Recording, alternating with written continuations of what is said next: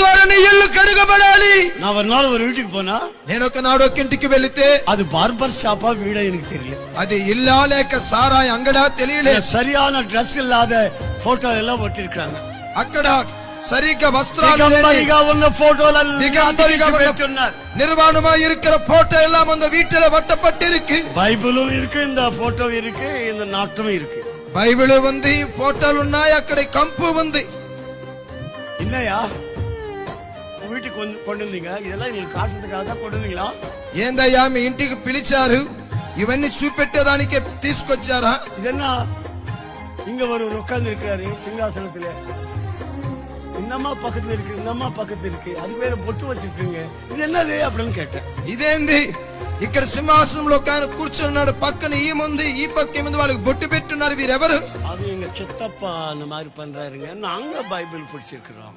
అది మా చిన్నాయనండి, అట్లా చేస్తాడు, మేమైతే బైబిల్. ఇది உங்களோட வீடா சித்தப்பா வீடா? ఇది మీ ఇల్లా మీ చిన్నాయన வீடு? మా ఇల్లే. చిత్తప్ప వీడునా చిత్తప్ప వీడిలో கொண்டு போய் வைக்க சொல்லுங்க. చిన్నాయన ఇల్లు అయితే మీ చిన్నాయన ఇంట్లో అవి తీసుకుని పెట్టనివ్వండి. இந்த அபாசமான காரியங்கள் வீட்ல இருக்க கூடாது.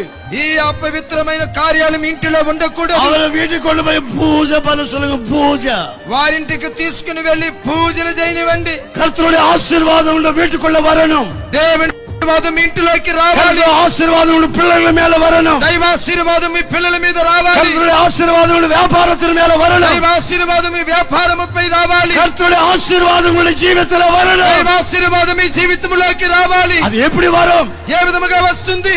தகுதி உள்ளவர்களாக இருக்கணும். అర్హత కలిగి ఉండాలి. కర్తృడి ఆశీర్వాదం உங்க குடும்பத்திலே தங்கணும்.